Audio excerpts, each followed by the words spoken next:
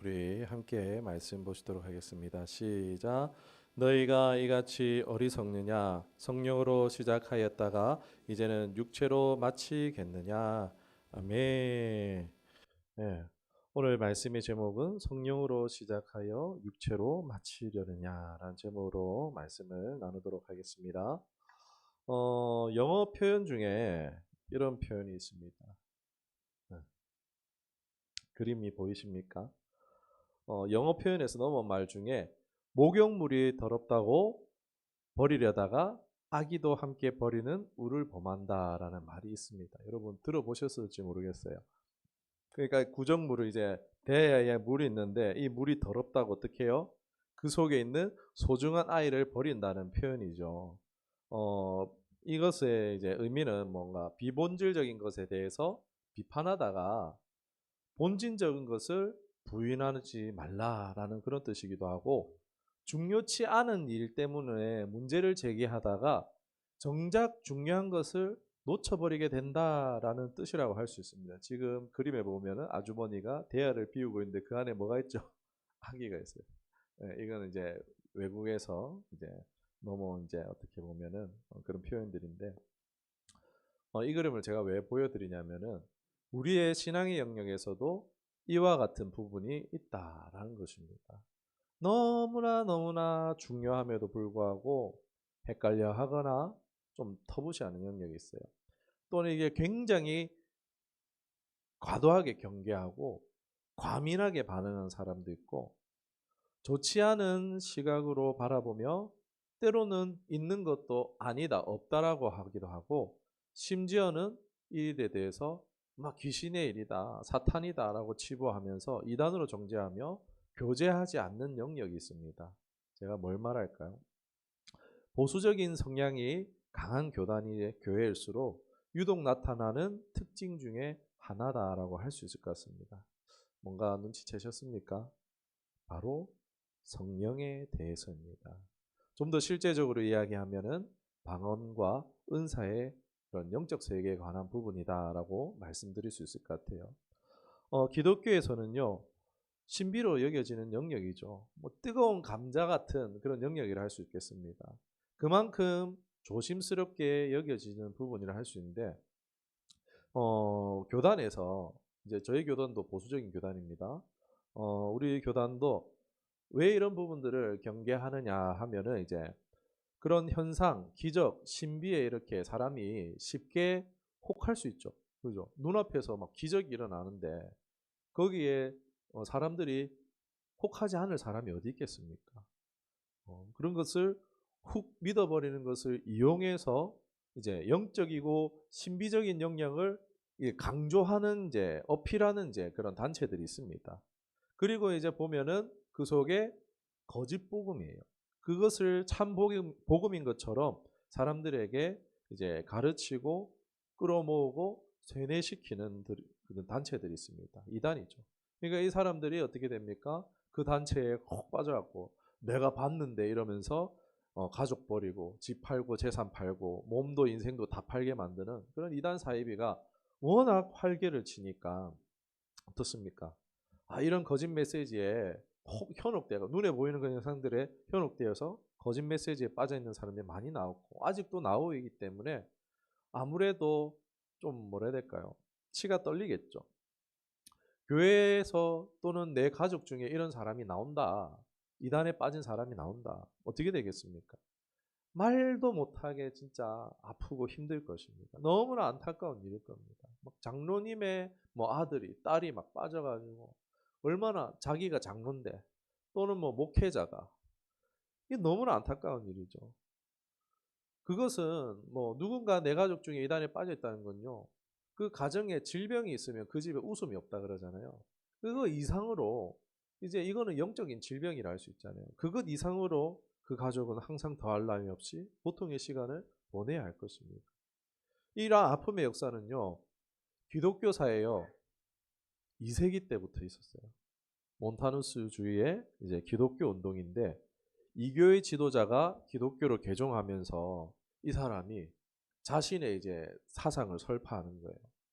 굉장히 이제 거룩한 삶, 금식과 금욕을 강조하고 그러면서 성령의 역할, 예언과 방언 같은 은사를 몬타누스가 굉장히 강조했어요. 그러자 사람들이 어때요? 신기하잖아요. 그러니까 거기에 막 호응했어요. 그리고 이게 이제 결국 어떻게 되느냐? 뭐 거룩하고 경건하고 좋았어요. 그런데 자기에게 성령이 임했다고 하면서 새로운 예언과 새로운 계시를 강조했고 이것이 거짓 운동으로 간주되어서 교회에서 배척되게 되어졌어요. 이런 일이 기독교 사회에 계속 어떻게 해요? 이때만 있었을까요? 계속 반복됐겠죠. 사단이 교회를 무너뜨리기 위한 전략 중에 하나가 짝퉁이에요, 짝퉁. 짝퉁을 만들어서 유사 교회 이런 것들을 만들어서 끊임없이 교회를 불신하게 만들고 무너지게 하는 전략이죠. 잘 먹히니까 오늘날에도 이게 계속해서 있다라는 것입니다. 어, 그러다 보니까 어떤 주장이 나왔느냐. 성령 사역에 대해서 말하면은요, 몸소리 치는 거예요. 그냥 어떻게 되겠습니까? 부정적인 견해. 방언과 은사에 대해서 부정적인 시선을 가지기에 어쩌면 충분하지 않았을까 싶기도 합니다. 보수적인 교단이라고 말씀드린데 사실 우리가 속하고 있는 대한예수교 장로 합동 측은요 대부분 목사님들은 아니지만 이 우리 합동 측 대학 교수 쪽들 견해가 대부분 좀 여기에 대해서 부정적이에요. 크게 두 가지 견해를 가지고 있어요. 한번 들어보시면은 이제 이걸 처음 들으시는 분도 있어요. 처음 들으시는 분들 같은 경우에는 오늘 예방주사 맞는다. 약간 그런 생각으로 또 이걸 고민하고 계셨을 분도 계세요. 누구는 아니라 하던데 누구는 맞다 하고 막 이게 굉장히 흔들리셨을 수도 있으니까 제가 오늘 이 부분에 대해서 좀 시원하게 말씀드리고 싶습니다. 두 가지 견해가 있습니다. 보수적인 견해 측 주장입니다. 글씨가 좀 잘 안 보이긴 한데 첫 번째로 성령 강림 사건은 일회적 사건이다. 이런 이제 성령의 강림에 대한 단회적인 게 첫 번째 주장이고 두 번째는요. 성령 단회성에 이어지는 주장이 바로 은사 중지론입니다. 사도 시대 이후에는요. 이런 특별한 은사가 중지되었다. 성경이 완성된 이후에는 더 이상 은사가 필요하지 않게 되었다. 그러면 지금 나타나는 은사는 뭐냐? 거짓 은사다. 라는 이렇게 말하고 있는 주장입니다. 여러분 어떻게 들리십니까? 이러한 신학과는요. 어, 뭐 이단에 대해서 뭔가 신비주의적인 것에 대해서 기적적인 것에 대해서 빠지는 것에 대해서 예방책은 될 수 있겠지만은 그런 어떻습니까? 교회 현장에서 성령 하나님의 사역에 대해서 너무나 숙소하고 제한하고 있다는 거예요. 오직 성령님을 구원에 이르도록 성경을 알고 예수님을 믿어지게 하고 그 외의 성령의 역할에 대해서는요. 다 이단이야라는 식으로 그렇게 생각하는 목사님들도요. 정말 꽤 많다라는 겁니다. 그 외에 교회에서 일어나는 신비적 현상은 이단이나 질이 낮거나 심지어는 귀신에게 놀아나는 것으로 보기도 합니다. 그렇지 않은 목회자와 교회도 많이 있지만 또 이처럼 은사와 방언을 제한하는 교회와 목회자도 분명히 있다는 것입니다. 여러분 그런 분을 안 만나면 좋죠. 그런데 그런 목회자나 그런 성도와 교제하게 될 때가 있을 수 있잖아요. 아, 나는 이렇게 생각하는데 너는 이렇게 생각하구나 이러면서 막 논쟁할 수도 있겠죠. 어떻게 하시겠어요? 막 그 사람이 막 우리가 알지도 못하는 신학자 이름 대면서 아브라함 카이퍼가 이렇게 얘기한 거 들어봤냐? 워필드가 뭐라고 하는지 네가 아냐? 뭐 리차드 게핀이 아냐? 뭐 이러면서 존 F 메가더가 누구냐? 막 이러면서 신학자들 이름을 막 들먹이면서 네가 이 책 읽어봤냐? 이러면서 말하면 여러분 어떻게 하시겠어요? 우리 목사님이 이렇다던데 그냥 이럴 거예요, 그냥. 나는 안 읽어봤으니까 기가 눌릴 수 있겠죠. 한참 그 얘기를 듣고 나면 어떻게 될까요? 내가 신앙 잘못하고 있나? 방언하면 안 되나? 방언하는 교회는 이상한 교회인가? 뭐 기적이 하나님이 주는 게 아니고 정말 귀신이 주는 건가? 혼란스러울 수 있고 그러한 생각들은요. 신앙의 성장을 가로막을 수 있다는 것입니다. 제가 그랬어요. 어, 그런 이론에 눌려서 스스로 성령에 제한하는 그런 일들이 있었는데 저 스스로 묶이고 눌려서 그러다 보니까 여러분 코를 막고 달리기를 하면 어떻겠습니까? 너무 힘들겠죠. 그런 것처럼 막 신앙하는데 너무 괴로운 거예요. 사역하는데 너무 괴로운 거예요. 내 힘으로 다 해야 되고 내 방법을 다 따라야 되고 너무 저는 똑똑하지도 않기 때문에 사역이 뭐 잘 돌아가지도 않고 마지못해서 사역자 됐으니까 사역하는 그런 시간을 거쳐와 봤습니다. 여러분 성령에 대해서 성령 하나님의 방언이나 은사에 대해서 고민해 보신 분이라면요. 오늘 말씀은 그 마음을 시원케 할 것이고 또 생각해 보지 못했던 분들이라 할지라도 오늘 잘 들어 두시면 이런 이제 신학적인 충돌을 만났을 때에 예방할 수 있는 좋은 말씀이 되지 않을까 싶습니다.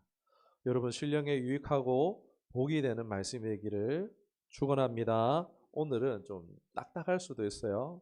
졸릴 수 있지만 결식을 먹는다 생각하고 공부하는 느낌이 들더라도 핵심만 다룰게요, 여러분. 핵심만 다룰 테니까 잘 들어봐 주시기를 부탁드립니다. 오늘 우리가 이제 신앙이 흔들리지 않기 위해서 성령 강림 다내론 한 번만 이제 그렇게 입했다라는 것과 은사 중지론에 대해서 제가 반박하도록 하겠습니다. 여기 계실 분은 안 그러시겠지만은 저랑 관계없는 분, 이제 지금 방송으로 있다가 이제 나중에 이 방송을 보게 되시는 분들이 막 그럴 수도 있어요. 네가 뭔데 무슨 자격으로 그런 이제 기라성 같은 이제 신학자들을 반박을 하냐 뭐 이럴 수 있어요. 예, 저도 그래도 목회학 석사를 했기 때문에 일반적이고 성경적인 부분들은 제가 하고 그렇지 않은 부분에 대해서는 그런 급의 이제 신학자의 말을 인용하여서 제가 반박을 해보도록 하겠습니다. 예. 다시 말씀드리면 오늘 말씀 잘 들으시고 생각해 보면 정말 도움이 될 겁니다. 성령에 관한 혼란이 정말 많은데 크게 이 두 가지만 딱 정리하도록 하겠습니다. 먼저 우리 성령 강림 이제 단회성에 대한 이제 주장을 한번 생각해 봤으면 좋겠습니다. 성령 강림의 단회성 여기 보면은 지금 제가 글자가 잘 안 보이죠?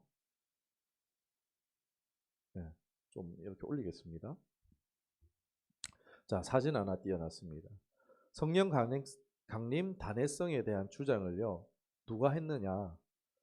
바로 여기 보이는 이제 할아버지, 흰머리 할아버지 있죠? 리차드 개핀이라고 아시는 분은 아실 만한 웨스터민스터 신학교의 교수입니다. 이분은 1936년도 출생이고 칼빈주의자의 장로교 목사입니다. 모르는 분들은 모를 수 있지만 웨스트민스터 신학교는요, 이제 우리의 이제 교리적인 부분, 소요리 문답, 대요리 문답 뭐 이런 부분에 있어서 굉장히 유명한 곳이고 교수 목회자들에게는요, 굉장히 권위 있는 곳입니다. 그곳을 가는 것 자체를 이제 매우 영광스럽게 여기는 이제 영향이 큰 곳이라고 보면 돼요. 아무튼 말씀드리면 예수님이 성천하시고 대신 성령님이 오시고 성령의 시대가 시작됐잖아요. 그것이 이제 사도행전 2장에 나오고 있습니다. 성령 강림이 예루살렘에 있는 사도들에게만 일어난 특별한 사건으로만 보는 거예요. 이 성령 강림 단회성은요. 그때만 임했다라는 거예요. 그리고 같은 방식으로는 이제는 반복되지 않는다. 라고 그렇게 나와 있습니다. 그때 어땠습니까? 아까도 말씀드렸지만 성령 하나님이 어떻게 해요? 사람들 머리 위에 불의 혀 같은 것이 있고 각 지역의 방언으로 막 기도하는 것들 같은 일이 있었다라고 말하죠. 성령이 초대교회를 이들의 주장은 성령이 초대교회를 세우고 복음 전파의 초석을 다지는 특별한 사건이다. 오순절 마가의 다락방에 임한 성령 강림의 사건은 특별한 사건이다. 교회의 탄생을 알리는 중요한 사건이다. 교회 역사상 단 한 번만 일어나는 중요한 사건이다라고 말합니다. 쉽게 얘기하면 뭐예요? 우리 이제 상가에 이제 개업하면 어떻게 해요? 개업 이벤트 하잖아요. 쉽게 말하면 이들의 주장은요, 초대교회 개업 이벤트라는 거예요. 그렇게 보는 거예요. 특히 또 방언에 대해서 부정하는 제 주장에 대해서 대부분의 많은 이제 신학자나 목회자가 방언하지 마세요라고 하시는 목회자들이 주장하는 근거가 바로 이분의 주장이에요. 성령 강림 단회론. 이것을 주장을 합니다. 반복이 안 되었대요. 이건 이제 웨스트민스터 신학교 교수가 주장한 것이죠. 이 주장이 정말이냐? 그 신학이 정확하려면요. 아무리 역사적이고 뭐 이것이 이제 교회사적이고 어떨 때 할지라도 칼빈이 뭐라고 했다 할지라도 여러분 성경적이어야 되죠. 성경의 권위에는 이것이 위배될 수가 없는 거예요. 아무리 신학자가 위대하고 아무리 칼빈이 위대하다 막 이렇게 칭송한다 할지라도요. 신학자들이 대단하다 할지라도요. 성경의 권위 아래에 있다는 거예요. 이들의 주장이 성경에 맞지 않다라면요. 잘못된 주장이라는 것입니다. 제가 이것이 비성경적인 주장이라는 것에 대해서 성경을 통해서 오늘 말씀드리고자 합니다.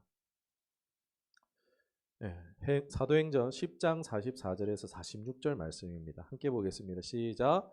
베드로가 이 말을 할 때에 성령이 말씀 듣는 모든 사람에게 내려오시니 베드로와 함께 온 할례 받은 신자들이 이방인들에게도 성령 부어 주심으로 말미암아 놀라니 이는 방언을 말하며 하나님 높임을 들음이로라. 아멘. 이 장면은요. 예수님의 복음이 유대인들에게 전해지다가 이제는 이방인들에게까지 확장되어지는 중요한 전환점이라 할 수 있어요. 예수님의 제자 베드로가 이방인 고넬료의 가정에 말씀을 전하는데 그런데 어떤 일이 일어났습니까?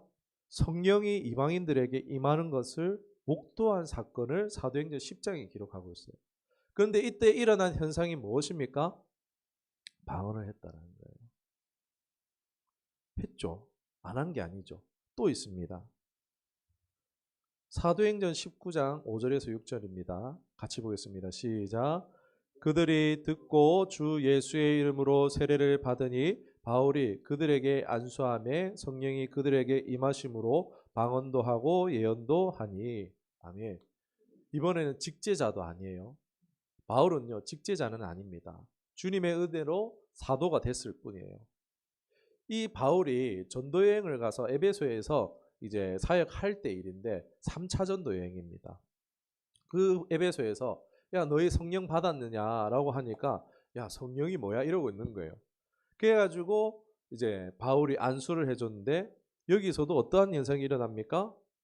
동일한 현상이 일어나는 거예요. 방언도 하고 예언도 하고 초대교회 그 오순절 마가의 다락방에 임했던 강림 사건의 역사가 어디요? 또 반복되고 있어요. 그런데 문제는 뭐냐?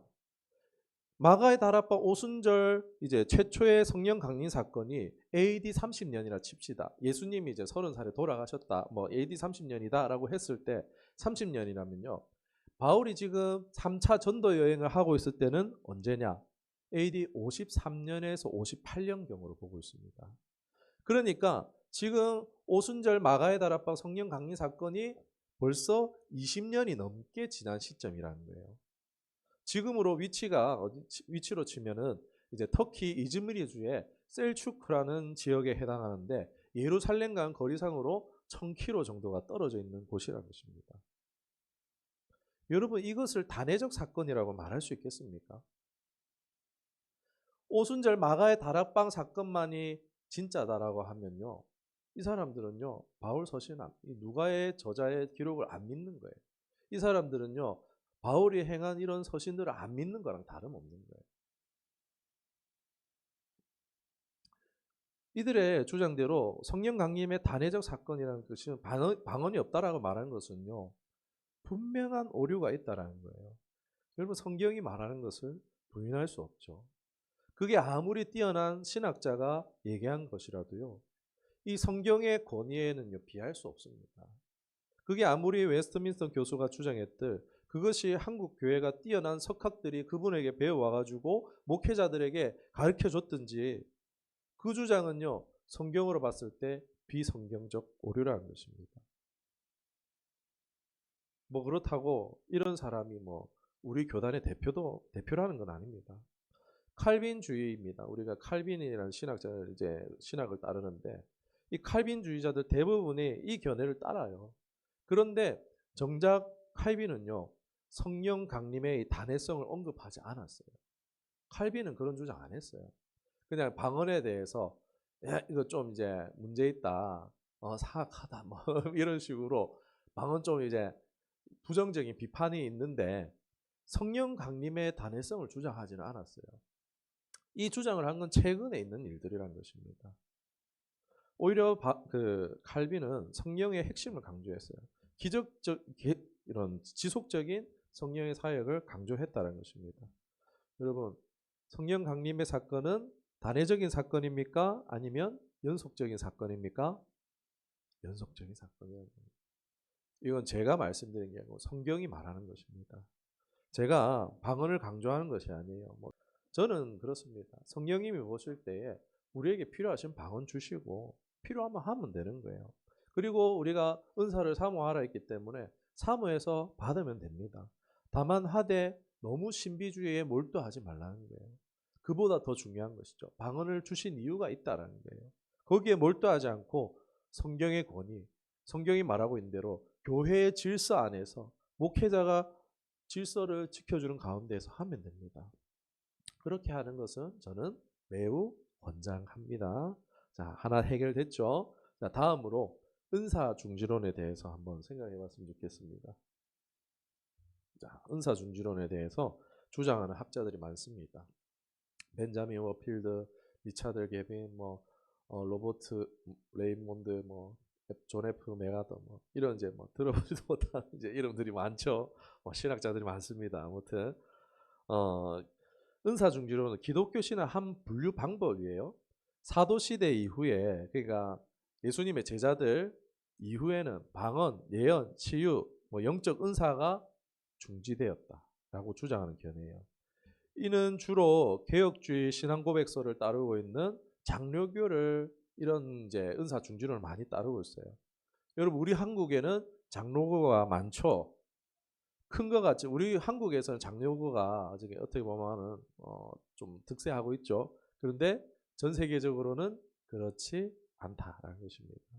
초대교회에서 복음 전파를 위해서 이들의 주장은 은사가 그 당시에는 필요했지만 그 위에는 은사가 필요 없다라고 말합니다. 신학이 완성됐기 때문에 추가적인 계시가 필요 없다. 예언도, 은사도, 방언도 이런 거 다 필요 없다라는 거예요. 사도들이 죽으면서 그런 신기한 현상들은 다 끝났다라고 말하는 거예요. 그리고 초기에 이제 교회가 성숙하고 조직화되면서 더 이상 이제 이런 은사가 없어도 교회는 자라나갈 수 있으니까 다 필요 없다라는 거예요. 오직 그냥 성경의 권위를 두고 자라나가야 된다. 그러니까 말씀에만 집중시키고 비중을 주려고 했던 것 같아요. 아무튼 이제 은사 지속에 대한 증거가 없다고 주장하고 초대교회 이론은 은사가 활발하게 나타난 역사 기록이 없다라고 주장합니다. 그리고 이들이 주장하는 것은 성령의 다른 역할, 성도들을 거룩하게 하고 말씀을 깨닫게 하고 기도하도록 인도하는 등의 역할만 강조하고 그 외 은사들은 모두 아예 그냥 중지되었다라고 주장하는 것입니다. 자신들의 주장은 성경적이고 신학적이고 역사적인 근거를 바탕으로 견해를 가지고 사실 이 사람들도요 그렇게 믿고 있어요. 이게 사실이라는 게 아니고 자신들도 그렇게 믿는다라는 거예요. 여러분, 제가 이제 아침 묵상에서도 했었는데 신앙과 신념은 다르다라고 했죠. 신념은 자기중심적이고 신앙은 하나님께로 오는 거라고 했습니다. 이건 신념이죠. 자기가 믿고 싶은 거예요. 자기가 생각했을 때 역사적으로, 신학적으로, 교회사적으로 보니까는 합리적이라는 거예요. 아, 이게 합리적이다. 아, 은사 중지됐다라는 게 합리적이다라고 생각하고 자신들을 그렇게 믿는 겁니다. 제가 이분들의 견해를 반박할 수 없으니까 저는 여기에 대한 논문도 없고 여기에 대해서 이제 박사를 가진 것이 없기 때문에 이분들에 대해서 반박하신 다른 분의 반박을 제가 가져오겠습니다. 웨인 그로뎀이라는 지금 살아계신 분이에요. 이제 신학자이시고 목회자이고 복음주의 쪽에 신학자이자 신학 교수입니다. 이분 하버드 나오셨습니다. 웨스트민스터 나오셨습니다. 캠브리지까지 나오셨어요.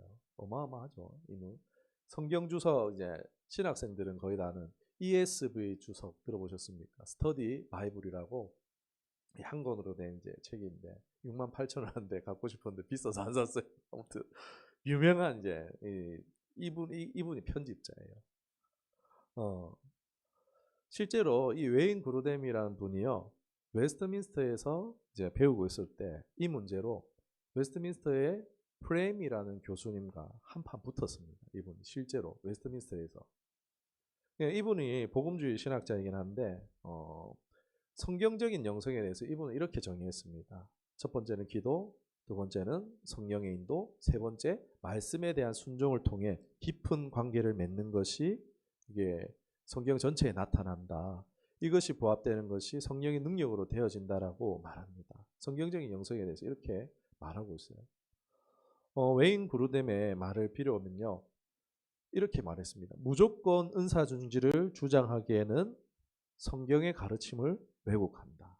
그렇잖아요. 끊임없이 계속해서 역사들을 기록하고 있고 또 교회사 흐름에서 은혜 주신 성령의 사역을 제한하는 오류를 범한다. 교회사의 역사는요. 성령 하나님의 역사입니다. 사람이 할 수 있는 게 아니에요. 그런 성령의 사역을 제한하는 오류가 은사중지론에 있다는 거예요. 그리고 이분의 주장은 그래 너희들 신비적 은사 그래 그렇게 그토록 싫어하는 건 알겠는데 왜 다른 은사까지 중지됐냐라고 주장하느냐라고 반박해요. 다 싸잡아서 버리지 말라. 아까 애기 이게 목욕 바구니 더럽다고 다 갖다 버리는데 너희들 싫어하는 건 알겠는 다 버리 은사에 대해서 다 버리지 말라는 거예요. 아직 교회에 필요하고 진행되어진 은사들이 있다라고 주장하는 겁니다. 그리고 웨인 그루뎀이 말하기는 하나님의 주권적 사역과 개인의 책임의 놀라운 조화를 전부 다 이해할 수는 없지만 신학자라 말해서 좀 딱딱할 수 있습니다. 둘 다 성경의 진리라는 개혁신앙을 고백하면서 말씀의 순종과 삶과 기도, 치유, 축사를 인정하는 복음주의 영성이 있다. 은사중지를 반대하는 은사주의적 개혁주의를 주장한다라고 말했어요.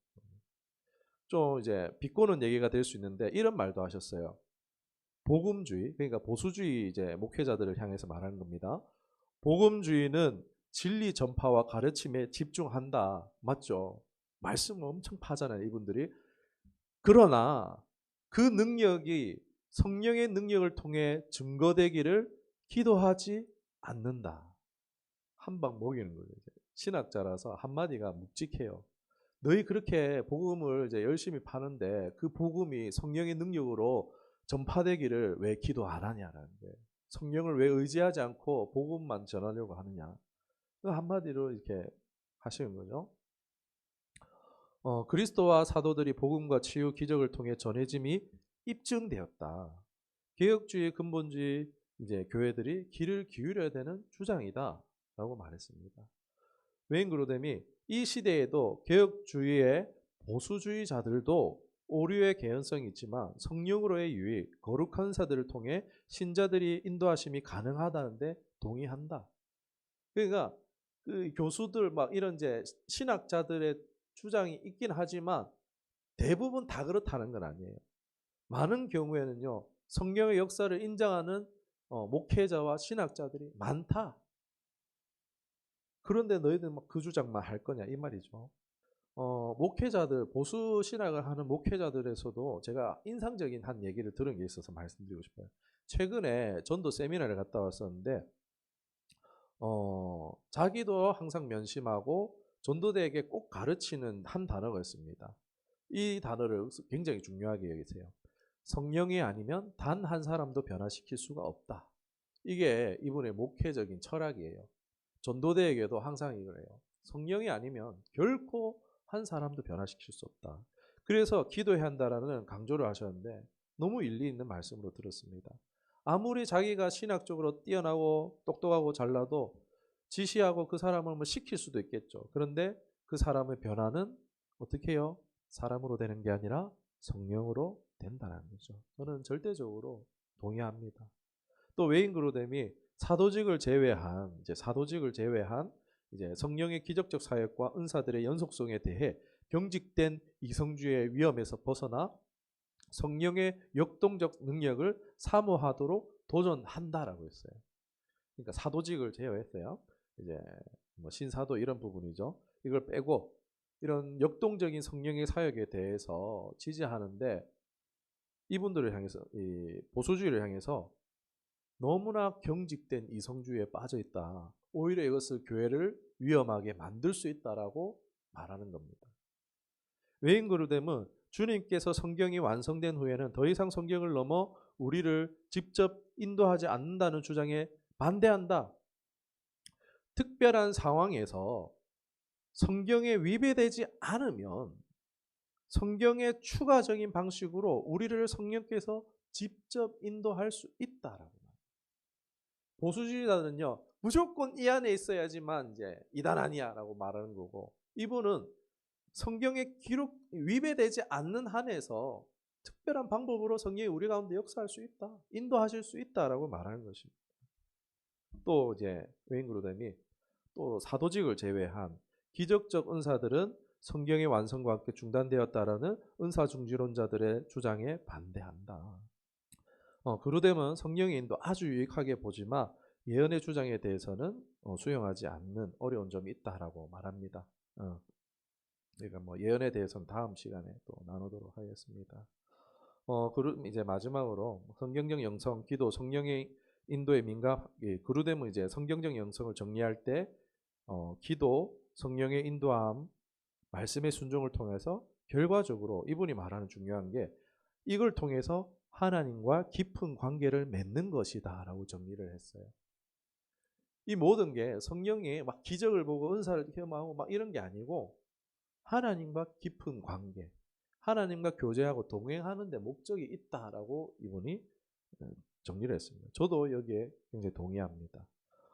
뭐 보수 신학자이고 신비주의나 이단에 빠지는 이들의 특징이 있습니다. 뭐냐면요, 성령 하나님은 인격적으로 보지 않는 거예요. 뭐 성령의 기능, 능력 등에 집중한다라는 거예요. 보수 신학자 같은 경우에 아이고 이 신비를 열어두니까 교회 해가 많다 싶은 들 경험하니까 그냥 목욕물에 아이들 버린 것처럼 갖다 버리는 거죠. 신비주의 이단들도요, 자기 욕심에 미혹되어서 성령을 도구하고 수단화하는 생각들이 깔려 있다는 것입니다. 자기의 소원 성취, 자기의 자아 실현을 뭐 사역자들 같은 경우는 이제 신앙적인 자아 실현, 소원 성취, 신앙적 야용, 그러니까 부흥, 대형교회 목사 되는 거, 신앙적 자아 실현을 위해서 굉장히 잘 포함되어 있지만 자기 욕심이죠. 그러니까 성령을 도구화하려는 생각이 저변에 있다 보니까 사역자들도요, 신비주의 영성에 빠지는 거예요. 이단에 빠지게 되는 거예요. 그런데 성령은 뭐다? 인격이시라는 거예요. 교제할 수 있는 분이라는 거예요. 하나님과 깊은 교제를 맺게 하는 성령이시다. 저도 이 부분에 전적으로 동의합니다. 우리로 더 하나님께로 예수님께 나갈 수 있도록 함께 할 수 있도록 돕는 과정, 그 과정 가운데 우리가 있습니다. 우리가 신비주의에 빠지지 않고 성령님을 보혜사라 하잖아요. 내 모든 것을 맡길 수 있는 분, 귀한 분, 높임을 받으셔야 하는 분입니다. 말씀을 정리하겠습니다. 방언이나 은사에 대해서 오히려 보수적인 교회 안에서는 공격을 받을 수 있는 참 안타까운 현실이라 할 수 있습니다. 그러나 그러한 주장을 그렇게 믿는 것은요, 그분들의 신념이라는 거예요. 이게 정해진 게 아니고 그분들의 믿음이라는 거예요. 신학자들의 주장이 바탕이 되는 성령 강림 단회성이나 은사 중지론은요, 성령 강림 단회론 같은 경우에 이제 비성경적 주장이라는 것을 사도행전 10장, 19장을 잘 봐도 알 수 있고, 은사 중지론에 대해서는 웨인 그루뎀이라는 신학자를 통해서 이건 교회사를 부인하는 것이다. 신비적 은사가 아니라도 은사는 지속되어야 된다. 다 제한하면 안 된다. 은사 중지론을 경직된 이성주의로 보며 오히려 교회를 위협하는 위험한 것이라고 이분은 이렇게 주장했습니다. 제 얘기가 아닙니다. 웨인 그루뎀이나 신학자의 견해입니다. 저는 여기에 동의합니다. 제 개인의 견해가 바뀌게 된, 저는 이제 보수 쪽에 있다가 이제 하나님의 인도하심으로서 열려지게 된 경유를 할 수 있는데, 뭐 그건 다 얘기하지 않겠습니다. 저도 은사 중지론에 대해서 배웠고 자신도 모르게 거기에 빠져 있었고 대학원 물 먹었다고 다른 사람들 얘기를 무시했었어요. 신비적인 그런 얘기를 하면 그 사람 무시하고 그랬었어요. 그런데 제가 사역의 현장에서 한계에 부딪히고 제 인생에 중립을 넣었을 때 하나님께서 성령의 인도하심을 경험하게 하면서 저의 삶은 하나님과 동행하는 삶으로 바뀌게 되고, 또한 방언이나 은사 같은 신비한 것들이 이제는 모호하거나 주의해야 하거나 두려워하는 것이 아니라 알겠는 거예요. 아, 이것은 하나님과 더 깊은 암과 교제를 위해서 우리에게 허락되어진 부분인 것을 알게 되어지고, 다 말할 수 없지만 여러분 열매로 안다라고 했잖아요. 그들이 우리와 함께 있는 것을 보고 알게 하신다 했습니다. 우리가 성령의 바른 이해, 이러한 이해 가운데 있을 때 지난주에 말씀드렸던 내적인 열매뿐만 아니라 삶의 열매들, 하나님께서 열매 맺게 하시는 외적인 열매까지도 함께 경험하게 하신 줄 믿습니다. 제가 뭐 다 말하지 않아도 이미 그렇게 살고 계시겠지만, 혹 저처럼 이런 이제 경직되어진 이성주의의 이런 이제 보수주의 이론을 접하게 될 수도 있습니다. 그러면 영적 생활이 경직되고 어려움이 찾아올 수도 있기 때문에 오늘은 좀 딱딱한 뭐 강의 시간 같은 이제 시간을 가졌지만 영적 유익을 위해서 이런 말씀을 나눠보았습니다. 혹여나 다른 이견을 가질 수도 있습니다. 의문이나 궁금증이 있으면 마음에 담지 마시고 꼭 연락 주시기 바랍니다. 혹여나 이 방송을 통해서 말씀을 접하는 분들 중에서도 의문이 있다면 연락 주시기 바랍니다. 늘 성령 안에서 동행하며 복된 신앙 되시기를 주님의 이름 축원합니다.